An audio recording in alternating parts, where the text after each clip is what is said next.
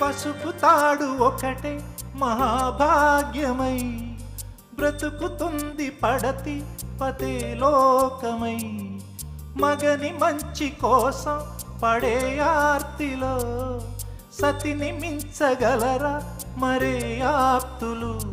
ఏ పూజ చేసినా ఏ నోము నోచినా ఏ స్వార్థము లేని త్యాగం భార్యగా రూపమే పొందగా అపురూపమైనదమ్మ ఆడజన్మ.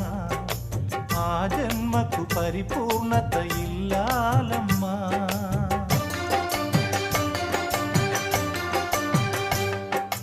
అపురూపమైనదమ్మ ఆడజన్మ.